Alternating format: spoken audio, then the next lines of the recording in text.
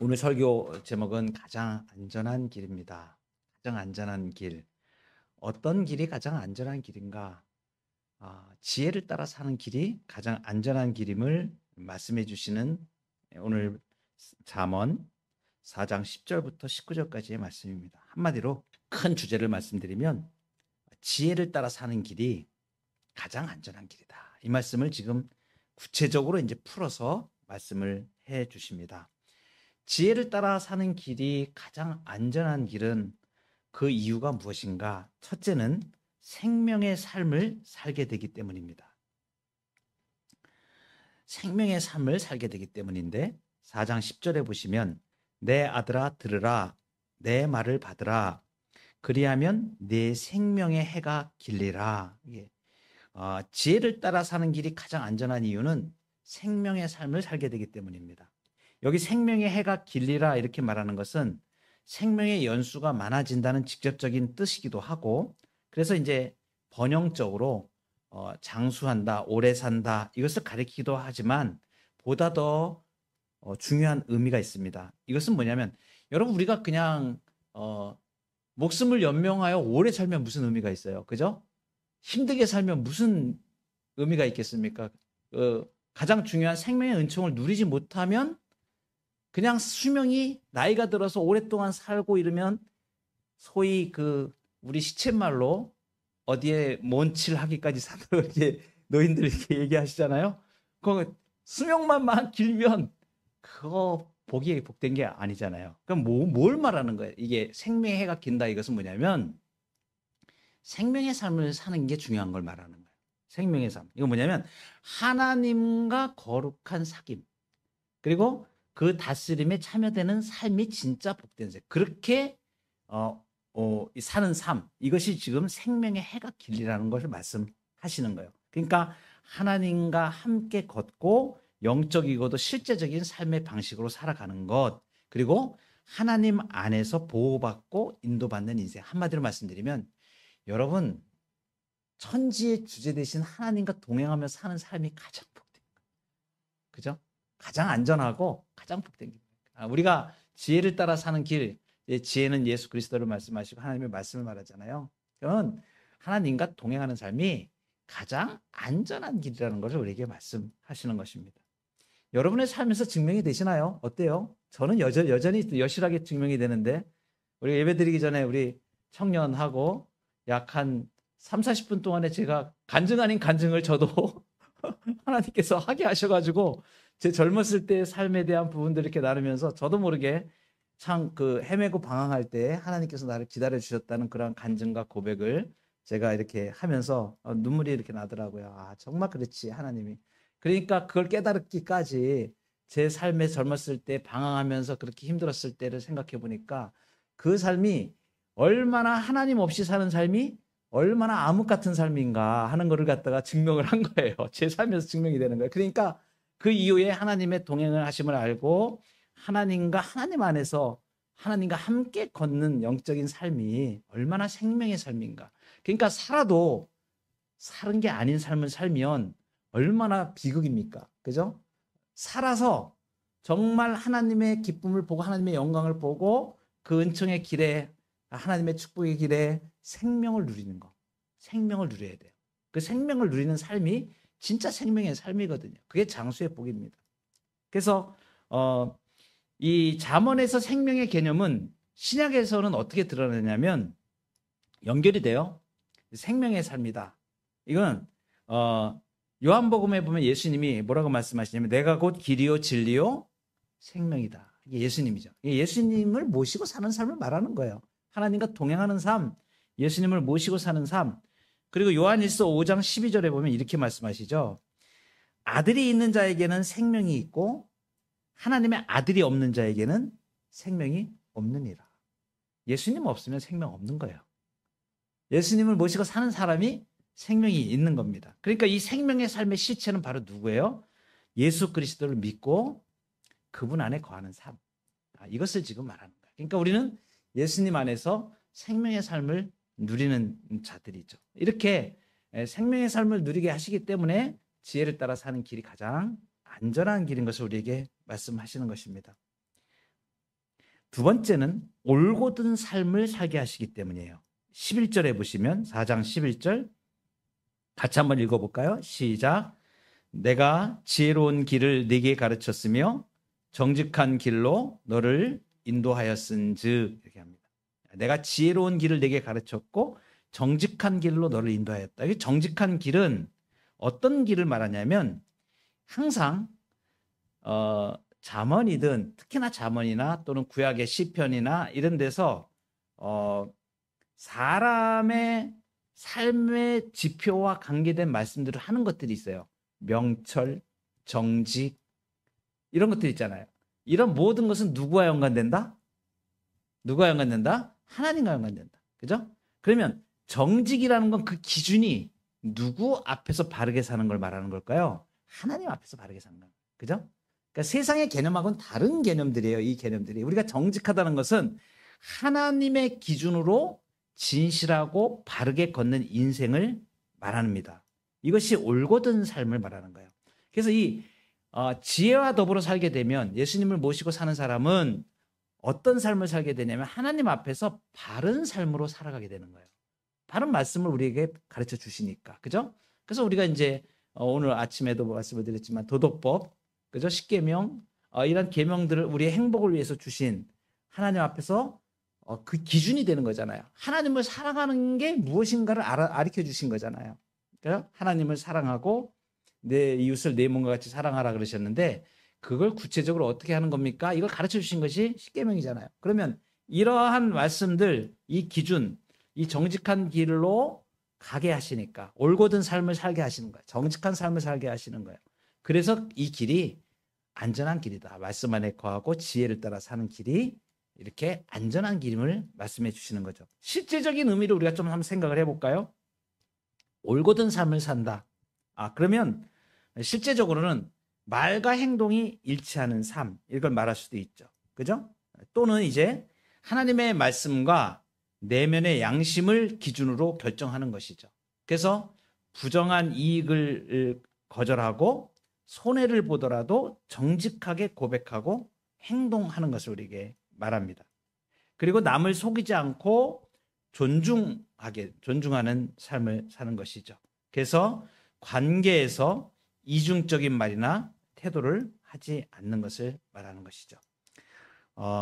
이게 이제 올곧은 삶을 살아가게 하기 때문에 가장 안전한 길이다. 지혜를 따라 사는 길이 가장 안전한 길이 된다. 세 번째는 지혜를 따라 사는 삶이 가장 안전한 길이 되는 이유는 하나님의 보호하심을 받는 삶이 되기 때문에 그렇습니다. 12절에 보면 다닐 때에 내 걸음이 곤고하지 아니하겠고 달려갈 때에 실족하지 아니하리라. 이 다닐 때는 어떨 때를 말하냐면 매일매일의 평범한 삶을 말하는 거예요. 그죠? 그런데 달려갈 때도 있어요. 달려갈 때는 어떤 때를 말할까요? 그러면 어떨 때 달려가세요, 여러분? 어떨 때 막 빨리 달려가요. 그 위급하고 어려운 상황일 때, 그죠? 그걸 말하는 거예요, 지금. 그러니까 다닐 때일 때는 그냥 평범하게 일상의 매일매일의 평범한 삶일 때 걸음이 공고하지 않고 달려갈 때 위급하고 어려운 상황일 때 이때 실족하지 아니하게 하신다. 보호하시는 걸 말하는 거예요. 흔들림이 없이 그 영육 간에 우리가 이러한 공감과 실족함을 넘어설 수 있도록 힘과 능력을 주시는 것이죠. 여러분, 우리가 예수님을 따라 하나님의 말씀을 따라 지혜를 따라 산다고 해서 우리 삶에 어려움이 없다는 것을 말하지는 않습니다. 우리 삶에는 언제나 누구에게나 어떤 형태로든 어려움들이 있을 수 있습니다. 그렇죠? 근데 이제 중요한 게 무엇이냐면 바로 그 어려움을 능히 극복할 수 있도록 도우신다는 것을 말하는 거예요. 다닐 때 네 걸음이 공고하지 않고 달려갈 때에 실족하지 않는다. 그래서 위급하고 어려운 상황 속에서도 그것을 극복할 수 있는 그 하나님의 보호하심을 말하는 것입니다. 그리고 이제 네 번째로 지혜를 따라 사는 삶이 가장 안전한 길인 것은 내적 생명이 보호받기 때문입니다. 내적 생명이 보호받는 삶입니다. 4장 13절을 보면 훈계를 굳게 잡아 놓치지 말고 지키라. 이것이 네 생명이니라 이렇게 말씀하시죠. 생명. 생명은 무엇을 말하냐면 우리가 단순히 호흡하는 존재 상태를 말하는 것이 아니에요. 생명이라는 의미가 뭐냐면 마음과 생각과 영혼이 살아있는 상태를 말합니다. 그죠? 여러분 그 생명을 누가 주셔요? 하나님이 주시죠? 우리가 예수 그리스도를 믿게 되면 살아나잖아요. 살아난다 그러잖아요. 생명을 얻는다 그러잖아요. 이 생명을 얻는다는 건 뭐냐면 누구와 계속하여 교제가 이어지는 걸 말하면 하나님과 계속하여 끈끈하게 교제하는 걸 말하는 거예요. 이것이 단절된 것이 죽음이었습니다. 그죠? 그러니까 하나님과 계속하여 호흡하는 거예요. 하나님과 계속 끊어지지 않고 교제를 가는 거예요. 임마누엘이죠. 우리가 예수 그리스도를 믿고 우리의 삶은 영생을 얻어서 이 영생을 누리는 삶은 하나님이 떠나지 않으시고, 그죠? 예수 믿는 순간에 성령을 부어주셔서 하나님의 임재를 경험하고 우리는 하나님과 동행하는 삶을 살다가 그 영원한 하나님과의 교제로 들어가죠. 그죠? 그러니까 예수 믿는 순간에 우리는 완전히 운명이 바뀌어버린 사람들이에요. 하나님과 끊어질래야 끊어질 수 없는 사람. 그래서 사도 바울이 그 고백을 하잖아요. 누가 이 예수 그리스도의 사랑 안에서 우리를 끊을 수 있으랴. 사망이나 공고나 아무것도 이 예수 그리스도의 사랑 안에서 우리를 끊을 수 없다고 말하잖아요. 그러면 생명이 보호된다는 건 뭐냐면 이 생명, 내적 생명이 보호된다는 건 뭐냐면 하나님과 교제하고 있기 때문에, 그죠? 유혹에 쉽게 무너지지 않고 죄에 휩쓸리지 않고 영혼이 무디고 냉랭해지지 않고 영적인 방향을 잃지도 않는 상태를 말하는 것이에요.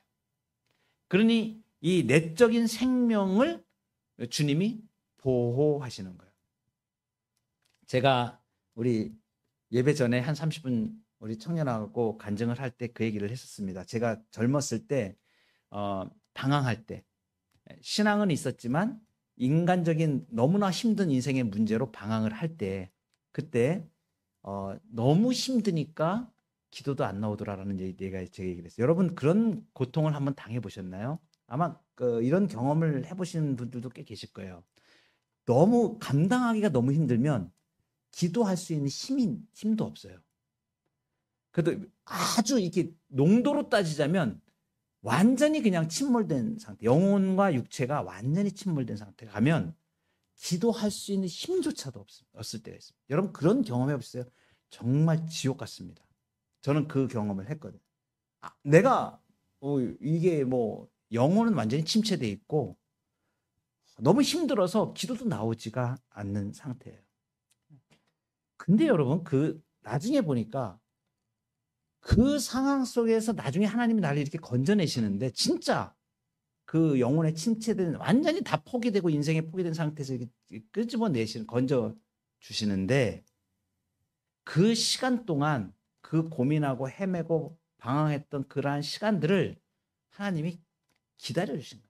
그 상황 속에서도 나를 놓지 않으시고 꽉 붙잡고 계셨다. 저는 그때는 그게 몰랐었죠. 내가 나 자신도 기도도 할 수 없는 그러한 상태인데 어떻게 이런 일이? 나중에 보니까 정신이 차려지고 다시 은혜가 회복되어지고 이런 과정으로 나를 이끌어 주시는 거예요. 왜 그런가? 봤더니 그 순간에도 주님이 나를 놓지 않고 계셨다. 그걸 너무나 제가 제 인생에서 경험하고 난 다음에 그 하나님의 사랑, 우리 주 예수 그리스도의 사랑이 얼마나 감동적이었는지 몰라요. 내가 그렇게 정말 내 힘으로는 아무 시체같이 그런 상황 속에서 하나님이 기다려주시고 내 생명을 보호해 주셨다. 우리의 내적인 생명이 보호받는 것을 우리가 경건의 훈련을 할 때 이 말씀을 꼭 기억하시길 바라요. 우리 잠언 지금 오늘 4장을 공부하는데 이 잠언 4장에 아직 뒤에까지 나가진 않았지만 핵심 구절이 4장 23절 말씀입니다. 같이 한번 읽어볼까요? 앞에 띄워드렸습니다. 시작. 모든 지킬 만한 것 중에 더욱 네 마음을 지키라. 생명의 근원이 이에서 남이니라. 아멘. 여러분 그 마음과 생각을 지키는 이 경건의 훈련에 힘쓰셔야 됩니다. 구체적인 실천적인 부분들을 말씀을 드릴게요. 이거 요즘 우리에게 너무나 필요한 말씀입니다. 제가 우리나라에 있었던 그 올해 정말 어마어마한 일들이 막 있었잖아요. 정치적으로 막 그죠? 막 너무 힘든 뭐 국민들 누구를 막론하고 마음에 굉장한 많은 그 아픔들을 겪었고 갈등들을 겪었고 막 국민들이 막 서로 싸우고 막 난리가 아니었지 않습니까? 막 그리고 막 도대체 무엇이 옳은 것이고 막 이런 그런 것이 정말 무엇이고 너무 뒤바뀐 세상이 되어가는 그러한 현상들을 보면서 분노하기도 하고 그래서 여러분 분노 게이지가 우리 대한민국이 아마 굉장히 많이 올라갔을 거예요 올해 정치적인 이러한 부분들을 보면서 막 사람들이 막 분노 게이지가 막 올라가는 거예요 이렇게 막 올라가는 거예요.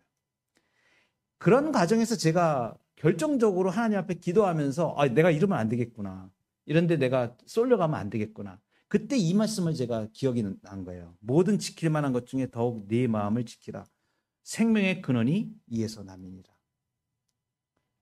목사님들도 그런 분들이 많아요. 그래서 저하고 막 싸운 분들도 많습니다. 그렇게 하면 안 됩니다. 정말 우리가 믿음으로 정신 차려야 됩니다. 할 말이 너무 많습니다. 하여튼 막 그런 가정에 막 갈등도 있고 막 친한 친구도 막 찢어지고 막 별 일들이 막 일어나고 막 이러는데 그때 제가 생각한 게 뭐냐면 야 이거 이러다가 큰일 나겠구나.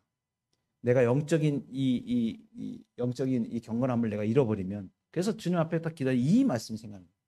내 마음을 거기에 뺏기지 말라. 그런데 이 구체적인 그 실천 방법이 어떤 것이냐면 이런 것이에요. 염려나 분노나 낙심이 들어올 때 그것을 바로 주님께로 가져가야 돼요. 올려드려야 돼요. 빨리 주님께 가져가야 돼요. 그리고 나에게서 그걸 비워버려야 됩니다. 그걸 끌어안고 있으면 어떻게 돼요? 자꾸 분노 게이지가 너무 올라가는 거죠. 그리고 막 원망하게 되고 막 한탄하게 되고 막 화가 나고 막 이랬습니다. 물론 우리에게 이제 정의로운 마음들이 있기 때문에 다 그렇게 될 수가 있어요. 그런데 그것이 정도가 심해지면 주님과의 관계를 해치는 쪽으로 가버리는 거죠. 그래서 제가 정신을 차리고 이러면 안 된다. 이러면 안 된다. 그래서 기도하면서 주님께 이제 매달리는데 그러면서 제가 뉴스를 끊어버렸죠. 의지적으로. 뉴스를 보면 자꾸 이제 막 분노 게이지가 올라가잖아요. 그러니까 뉴스를 끊어버리는 거예요. 혈압 올라가고 끊어버리는 거예요. 그래서 이제 SNS, 뉴스 이런 중독적인 것들이 이 마음을 어지럽히는 요소가 돼요. 여러분 이건 명심하셔야 돼요. 그래서 그리스도인들은 세상에 대한 것들을 절제할 줄 알아야 돼요. 절제할 줄 알아야 돼요. 그거 그냥 담으면 내 마음이 해쳐지고 내 영혼이 해침을 당합니다. 이 말씀이 바로 그거예요. 생명의 근원을 지키지 못하게 되는 거예요. 그래서 여러분 이게 너무나 중요한 원리인데 주님의 통치를 받지 않으면 주님의 평강이 내 생명을 지배하지 내 영혼과 내 마음을 지배하지 않으면 반드시 뭐가 들어오냐면 세상 콘텐츠가 밀고 들어오는 거예요. 그 자리를 대신해 버린단 말이에요. 그러니까 하나님이 주시는 평강을 잃어버리고 세상적인 논리와 세상적인 것들이 이렇게 밀고 들어가요. 결국은 그 안에서 남는 건 뭐냐면 허무함만 남습니다. 허무함만. 세상 콘텐츠는 허무함만 남아요. 떠들고 얘기하고 막 그럴 때는 잠깐 분노 게이지가 내려갈지 어떨지 모르지만 그것이 결국은 허무함으로 남습니다. 그래서 이게 뭐냐면 주님의 통치를 받지 않으면 세상 것들이 밀고 들어오는 거예요. 꼭 이거를 명심하셔야 돼요. 그래서 염려와 분노와 낙심이 들어올 때 그걸 주님께로 다 올려드리고 내 마음을 지켜야 돼요. SNS, 뉴스 여러분 유튜브 너무 많이 보지 마세요. 끊으세요. 여러분 끊으세요. 유튜브 멀리 절제하셔야 돼요. 절제하셔야 돼요. 요즘은 너무 많은 것들이 신자의 영혼을 해칩니다. 조심하셔야 돼요. 절제하셔야 됩니다. 가장 안전한 길, 지혜와 함께 걷는 길이 가장 안전한 길인 것은 다섯 번째로 악한 자의 길로 걸어가지 않게 하시기 때문입니다. 14절에 보면 사악한 자의 길에 들어가지 말며 악인의 길로 다니지 말지어다. 이렇게 말씀하시죠. 악한 자의 길, 사악한 자의 길이라고 이렇게 얘기했는데 이 악한 자의 길은 정해져 있습니다. 자, 이제는 이제 우리가 이 정도 되면 이제 성경을 볼 때 감각이 이제 좀 생기실 거예요. 아까 제가 말씀드린 명철, 그다음에 어, 뭐죠? 정직. 예, 예, 예, 좋습니다. 저보다 기억력도 좋으신 것 같아요. 명철, 정직 이런 것들은 이제 누구하고 관계된다 그랬어요? 인간관계됩니다. 그러면 악함 이런 것도 뭐하고 관계될까요? 악함 이런 건 물론 사탄하고 관계되죠. 근데 이제 하나님과 반대되는 것이죠. 이제 이렇게 해석을 하시면 돼요. 그러니까 악한 자, 사악한 자의 길은 뭐냐면 하나님을 인정하지 않는 태도입니다.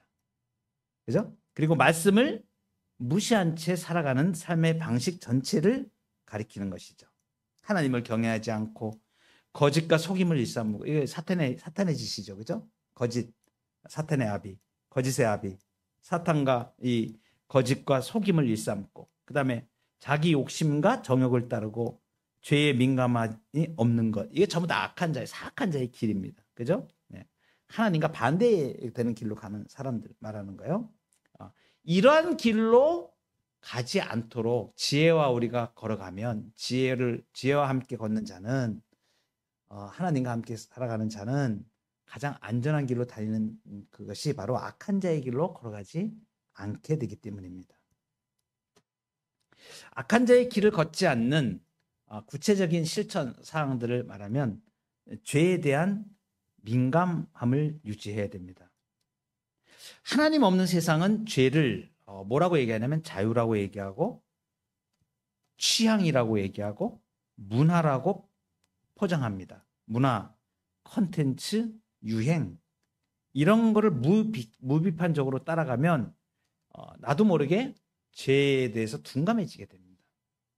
그래서 하나님 없는 문화에 대한 부분들을 우리가 경계함으로 죄에 대해서 민감함을 유지해야 됩니다. 또 한 가지 실천적인 방법은 작은 타협을 경계하는 겁니다. 결국은 바늘 도둑이 소독되죠. 그죠? 그러니까 뭐냐면 이 정도야 뭐 하면서 자기 자신에 대해서 엄격하지 않게 죄의 길로 한 발을 딛게 되면 그 첫 발자국이 자꾸 죄로 걸어가게 만드는 거예요. 그래서 죄와는 타협하지 말고 특별히 작은 타협을 경계해야 됩니다. 그리고 이제 매우 중요한 것이 있는데 이렇게 사악한 자의 길을 걷지 않는 것은 악한 사람의 영향력에서 벗어나는 겁니다. 악한 자를 멀리하는 거예요. 복 있는 사람은 악한 자의 길을 쫓지 않고 죄인의 길에 서지 않고 오만한 자의 자리에 앉지 않고 그죠? 그러니까 제가 요즘 이걸 좀 잘해요. 요즘 이 부분을 좀 제가 좀 잘하더라고 보니까 뭐냐 하면 이렇게 삶에서 부딪히는 문제인데 막 내 마음을 헤집으면서 막 주장하는 사람들 있잖아요. 그럴 때 그냥 저는 그냥 피해버려요. 그런 사람들이 많습니다. 피해버려요. 그 뭐냐면 잘못하면 그 사악함에 내가 같이 전염이 돼버려요. 그래서 여러분 입이 거치는 사람 있잖아요. 절대 옆에 같이 가지 마세요. 내가 나한테 악영향을 미칩니다. 입이 거친 사람들 있잖아요. 그리고 분노를 쉽게 막 표현하는 사람들 있잖아요. 그런 사람 옆에 가면 내가 자꾸 물이 들어요. 물이. 그러니까 그 멀리 하는 거예요. 악한 말, 태도, 이런 관계에 대해서 경계해야 됩니다. 그래서 죄의 길로 끌고 가는 사람하고 거리를 두는 겁니다. 여러분 이거 굉장히 중요한 거예요. 그러니까 이 관계, 우리가 삶을 살아가면서 만나는 관계를 어떻게 가져갈까? 그래서 우리가 기도하는 게 그거예요. 나를 만나는 사람이 나로 인하여 복이 되게 하시고 내가 복된 사람을 만날 수 있도록 주님이 그 관계를 열어주셔요. 복된 사람을 만나야 되고 내가 또 복된 사람이 돼야 돼요. 이게 관계거든요. 그 복된 관계 속에서 하나님이 선한 영향력들을 행하세요. 모든 우리가 정보를 듣거나 사악한 것을 좋아하는 사람들이 내 주변에 있으면 어떤 탐욕적인 말들을 자꾸 던집니다. 그리고 내 욕심을 자극하고 이렇게 되잖아요. 그러니까 그런 것을 의도적으로 이렇게 멀리해야 돼요. 여러분 그런 경험 있으세요? 돈을 많이 추구하는 사람 있잖아요. 돈을 추구하는데 정도가 좀 심한 사람들이 있어요. 그래서 이렇게 말을 해보면 뭐 지식은 좀 많이 아는 것 같은데 사실은 어떤 자기의 그 재산을 늘리기 위한 거기에 너무 많이 빠져가지고 그런 거에 밝은 사람들이 있어요. 그런 것에 같이 너무 많이 얘기하다 보면 어떤 생각이 드냐면 허무한 생각이 듭니다. 나중에는. 그리고 이 마음이 편하지가 않아요.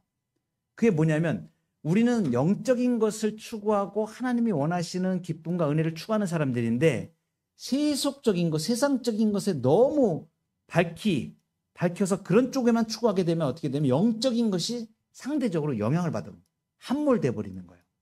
그게 이제 우리도 모르는 사이에 세상적인 탐욕과 막 이런 것들이죠. 어떤 사람이 예를 들면 자기는 무슨 투자를 해가지고 막 돈을 막 엄청 많이 벌었대. 막 자랑을 막 떠벌려 막 그런.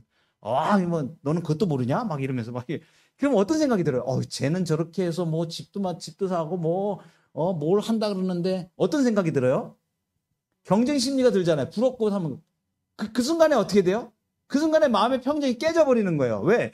내게 하나님께서 주신 엄청난 것들이 있는데 그건 생각하지 않고 그냥 비교를 하게 되잖아요. 그럼 여러분 그렇게 저 사람은 정말 잘 되는 것 같아. 여러분 하나님이 내게 주신 분복이 따로 있어요. 여러분 그거 아세요? 하나님은 우리가 필요한 것들을 이미 인생에서 이미 다 충분하게 그리고 필요하면 얼마든지 공급하시고 여러분 자유하시기 바랍니다. 비교하지 마세요. 비교하지 마세요. 비참해지는 겁니다. 그러니까 그냥 하나님은 내게 필요한 것들을 정말 굶지 않고 잘 살 수 있게 지금 이렇게 우리 자식들 잘 키우고 이렇게 한 건 이거 정말 엄청난 은혜입니다. 하나님이 다 지금 그죠? 다 주신 거잖아요. 그런데 그럼에도 불구하고 남이 옆에서 이렇게 뭘 해가지고면서 돈을 벌었다든가 뭐 투자해서 뭘 했다 그러면 자꾸 내 마음이 자꾸 흔들려요. 그러지 마시라는 얘기예요. 그러니까 그런 영향력 그런 것도 이제 절제할 줄 알아요. 그래? 그러면 그래 너 잘 됐구나. 잘 살아. 그리고 나는 이제 주님이 주시는 은혜로 나는 살아. 이렇게 하시면 되는 거예요. 비교하거나 그러지 마세요. 그거 다 한다고 내 거 되지도 않고 저도 이렇게 많이 살진 않았지만 60이 넘어서 이렇게 제가 보니까 여러분 결국은 하나님의 손에 다 들려 있더라고요. 내가 아무리 원한다 그래서 그거 내가 욕심으로 뭐 한다 그래가지고 절대 되지 않아요. 그거 깨닫는데 평생 걸렸습니다. 그거 깨닫는데. 그러니까 내려놓으시고 하나님이 주시는 은혜를 감사하면서 그렇게 사셔야 돼요. 그래서 악한 사람의 영향력 거기에 휘둘리지 마시고 거기에 따라가지 마시고 그런 지혜로 살아가시기 바랍니다. 마지막입니다. 가장 안전한 길로 지혜와 더불어 살아가는 길은 가장 안전한 길이 되는 것은 뭐냐면 성화의 삶을 살아가게 하시기 때문에 그래요. 잠언서 4장 18절을 보시면 의인의 길은 돋는 햇살 같아서 크게 빛나 한낮의 광명에 이르거니와 이렇게 말씀합니다. 의인의 길은 돋는 햇살 같아서 크게 빛나 한낮의 광명에 이른다. 의인의 길은 뭐래요? 하나님을 경외하고 지혜를 따르는 삶의 방향을 말합니다. 의인의 길이에요. 그런데 이 의인의 길이 어떻다 그래요? 돋는 햇살 같다. 새벽의 첫 빛처럼 처음에는 희미하지만 어떻게 되면 점점 밝아지는 걸 말하는 거예요. 점점 밝아져. 시간이 지날수록 빛이 강해지고 분명해지는 영적인 성장을 가리킵니다.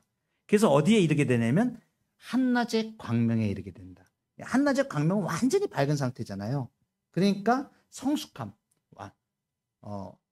완숙한 사람, 하나님과의 깊은 친밀함에 도달하는 상태를 지금 한낮의 광명에 이르는 거예요. 이건 뭘 말하는 거예요? 지금 이 4장 18절 이 말씀은 성화의 삶, 거룩해지는 삶, 예수 그리스도를 닮아가는 삶의 과정을 표현한 거예요. 그래서 예수 믿고 난 다음에 처음부터 우리가 뭐 이렇게 성숙한 신앙으로 그렇게 가지 못하잖아요. 어리숙하고 주님을 잘 따라가지도 못하고 어린아이처럼 그렇게 지내다가 점점점 어떻게 돼요? 하나님을 알게 되고 또 하나님이 인격적으로 우리를 믿음이라는 과정은 인격적인 과정이에요. 철저하게 인격적인 과정입니다. 하나님이 어떻게 하신다고요? 우리로 알게 하시고 깨닫게 하시고 계속 우리의 삶을 교제하시면서 우리에게 하나님을 나타내 주시고 알게 하시고 깨닫게 하시고 고백하게 하시고 동시에 가장 중요한 거 하나님이 원래 창조하셨을 때 의도하셨던 그런 거룩한 상태 내 지와 정의, 정과 의 그래서 하나님을 알고 하나님을 사랑하고 하나님의 말씀에 순종하는 그런 완숙한 상태로 우리를 빚어가시는 거예요. 여러분 신앙의 삶은 한마디로 말하면 이거예요. 하나님을 알고 하나님을 사랑하고 하나님의 말씀에 순종해가는 존재로 우리를 그렇게 자꾸 빚어가시는 거예요. 근데 그 과정이 어떻다고요? 한 번에 로봇처럼 너 이렇게 되어라 그래서 딱 만드는 게 아니고 어떤 과정으로? 인격적인 과정. 삶을 통해서 깨닫게 하시고 알게 하시고 봤지? 하나님이 역사하시는 거 봤지? 너 내가 역사하는 거 봤지? 이렇게 얼마나 친절하신지 몰라요. 깨닫지 못할 때는 깨닫는 수준까지 맞춰서 그렇게 하세요. 내가 하도 알지 못하니까 땅 머리를 때려서 봐. 하나님의 능력으로 되는 거야. 이렇게 알게 하시고 또 어려움도 주셨다가 힘든 것도 주셨다가 거기서 또 희미한 빛을 보고 이렇게 다시 밝혀 나오면 또 하나님을 더 알게 되고 한순간 한순간 더 이렇게 성숙해가지고 성숙해가는 거예요. 이건 성화의 삶이에요. 거룩해져 가는 겁니다. 그래서 우리를 빚어가신다라는 것이 얼마나 복된 길인가. 이것이 가장 안전한 길을 우리가 지금 가고 있는 것을 말합니다. 이 삶, 성령께서 우리의 생각과 마음을 다듬으시고 점점 더 예수님의 성품으로 우리를 변화시켜 가시는 것이죠. 그래서 예수님을 닮은 사람, 우리의 신자의 최종적인 목표가 뭐예요? 예수님 닮은 사람이에요. 예수님의 형상. 예수님. 그래서 이렇게 말씀하시죠. 빌립보서 1장 6절에 너희 안에서 착한 일을 시작하신 이가 그리스도 예수의 날까지 이루실 줄을 우리는 확신하노라. 아멘. 내가 거룩하니 너희도 거룩하라. 하나님처럼 거룩한 존재가 되어가도록 우리 아버지 하나님을 닮은 존재로 우리를 그렇게 이끌어 가시는 거예요. 여러분 그러니까 이 과정에서 지독히 부패한 인간이 거룩한 하나님처럼 빚어져가는 과정에 충돌이 없을 수 없죠. 아픔도 있고, 그죠? 하나님 말씀 바로 한 번에 다 순종하게 안 되잖아요. 그죠? 그러니까 그런 과정들을 통해서 자꾸 하나님 의지하게 만들고 보였다가 안 보였다가 몇 번을 그럽니다. 몇 번을 인생에서 몇 번을 그렇게 하시다가 점점 그렇지 밝아지고 하나님이 밝은 빛으로 우리에게 비춰주시고 자꾸 이렇게 해가지고 그 과정에서 결국은 성령의 인도하심으로 우리가 거룩함에 이르도록 안전한 길로 우리를 이끌어가시죠. 지혜와 더불어 사는 길이 가장 안전한 길인 것은 확실하게 우리를 예수 그리스도 안에서 선택하신 하나님이 우리를 거룩하게 만드시는 이 착한 일을 시작하신 이가 그리스도 예수의 날까지 반드시 이루신다. 그래서 하나님이 주신 구원은 덜 되고 불완전한 게 아닙니다. 완전한 거예요. 완전한 걸 우리에게 주시는 거예요. 하나님이 주시는 것은 완전합니다. 완전하신 하나님. 요즘 제가 하나님의 성품을 묵상할 때 완전하신 하나님에 대해서 좀 많이 묵상을 좀 많이 하는데 야, 이건 정말 엄청난 거다. 우리는 항상 불완전하잖아요. 그죠? 그런데 이러한 때도 하나님은 완전하시고 이러한 때도 하나님은 완전하시고 생각에서 완전하시고 하시는 일에서 완전하시고 우리를 도우시는 것에서 완전하시고 우리를 거룩하게 하시는 일에서 완전하시고 완전하신 하나님, 완전하신 그 완전하신 하나님으로 우리를 이끌어 가십니다. 우리가 이 세상에서 지혜를 따라 사는 삶, 예수님과 더불어 동행하는 삶이 가장 안전한 삶입니다. 이러한 은혜로 지혜를 따라 살아가는 그래서 하나님을 영광롭게 하는 우리 모두가 되기를 기도합니다.